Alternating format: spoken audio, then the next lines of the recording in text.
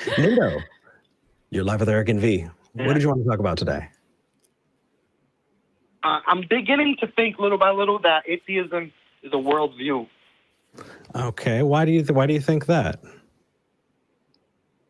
I don't know, certain things like certain stances that you guys take that has nothing to do with the truth, but you guys are so emotional and adamant about it.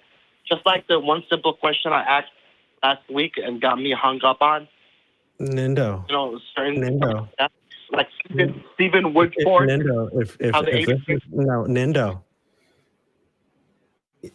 If this is how you're going to behave, we're not going to take your call, buddy. You need to calm down. What am I saying? You need to calm down, take a breath, and let's talk. So when you're talking about atheism being a worldview, I'm having trouble understanding what you mean, because when I've talked to many atheists who believe drastically different things than me when it comes to politics, when it comes to the way that they feel that we should treat others, when it comes to the way that they, look at medicine, the way that they look at science. There's so many different atheists who have differing worldviews. I'm wondering why you think that this is a singular, coherent worldview. Is it just maybe the experience that you've had? Maybe you should meet more atheists? No, not only me. The way you treated one of your own, Stephen Woodford, just because he talked about transgender athletes. The way the ACA treated him was horrible. Yeah, that's not me. Nindo. Yeah. Answer my question. Okay. Were you listening, or were you waiting for your turn to talk? No, I gave you an answer. You said the way I was treated. No, it has nothing to do with the way I was treated. I can show you. Right. Okay. I know lots of bigoted atheists. It's not a worldview. He wasn't a bigot. Stephen Woodford. That answer. I didn't say that. Nindo. Okay. I didn't say that about Steve. Steve is a person that I know, and I am not going to bring him into this. I'm going to talk to you. There are plenty of bigoted atheists. Bring me a worldview that atheism has. Okay. Let's go back to this, the gender and sexuality question. Cool. Look at secular sexuality. There have been atheists who are anti-trans, anti-gay, anti-queer community. I've met them. Okay, but I'm talking to you. You said we're talking to each other. To me. Okay, so if you're talking to me, I am not atheism. I'm an atheist. Okay, how many? I'm someone on a show, and you can ask me my opinion. But the brush that you paint me with does not belong on everyone else, because there are things that are true. There are things that are true for me that are not true for lots of other people. Prove it. How many sexes are there biologically? Oh my God! My God! Okay. V, you get up on the wrong side of the bed today. Why are you running away from the question? V, do you have anything to say to this guy? I really am not interested in proving it to Nindo. I'm sorry. Wait, you don't have to prove it. Just say the number. It's between 1 and 3. Just say it. Oh, Jesus Christ. All right. Bye, Nindo. Yeah. Wow. Actually, I'll be quick. I'll be quick. I'm muting you because really, honestly, you're frustrating as hell.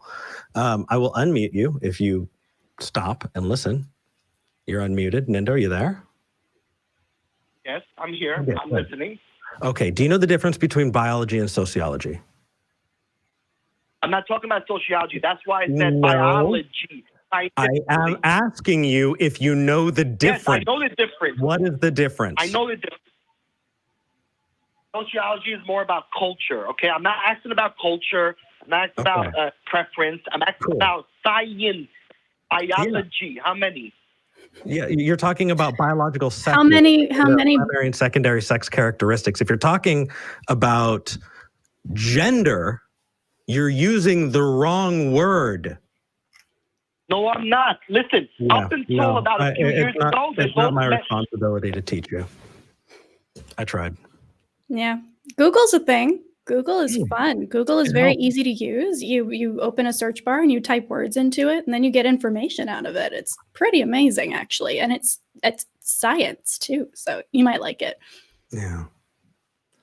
I mean, I'm a lay person, and when it comes to gender, it is my understanding that you're talking about the way society treats people, a sociological question, not one that you test for. And my go-to is bring me somebody who meets every qualification that you think meets male, right? Mhm. Somebody who has the chromosomes matching, someone who has the genitalia matching, someone who has just everything you can think of when it comes to secondary sex characteristics. And if they look at you and they say, I'm a woman, you know what? They fucking are.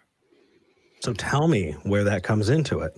Also, take two people who identify as cis men, have all the characteristics have been tested, so they know for sure that they are what they say, and then ask them how they perform masculinity, how they enact their gender, and they're going to enact it in different ways. One might wear pink shirts, one might not, one might grow his hair out, one might not. There is no one way to perform any gender. So anyway, my issue here is anybody who knows me and who has interacted with me in good faith on Twitter or in my email, I just this past week sat down and wrote out like a 500 word response to somebody who in good faith was asking, hey, what's non-binary identity? What is gender? Like, explain this to me, please. I really want to understand that. I came from a sheltered worldview and I'm interested. And I'm more than willing to have those conversations. I'm more than willing to open myself up and be an educator and be somebody who is willing to have those tough conversations. But if you call in and start yelling at me to prove it, that you don't get that right. That this is not your show, and this is not something that we are even really talking about here. So this is not even applicable to the content that we're putting out, much less something that is at all polite.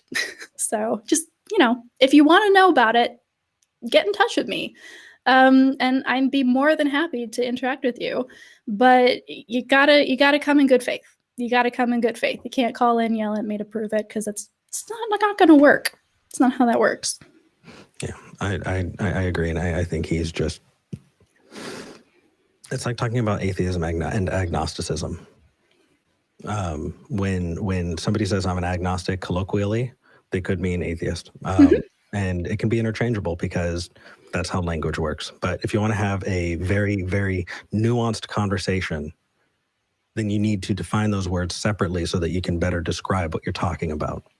When you give them distinct definitions, we're now able to have a much deeper conversation. And when you look at sex and gender, when you're talking colloquially, I get what you're saying. We get what you're saying.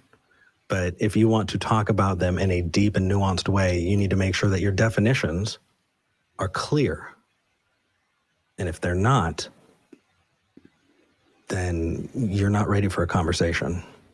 Yeah, exactly. If you think that gender is biological, then we need to start there. And we need to be open to having that conversation first. And if you're not going to even engage in that, then we can't move forward because you're already starting out with a false premise. So cheers to that.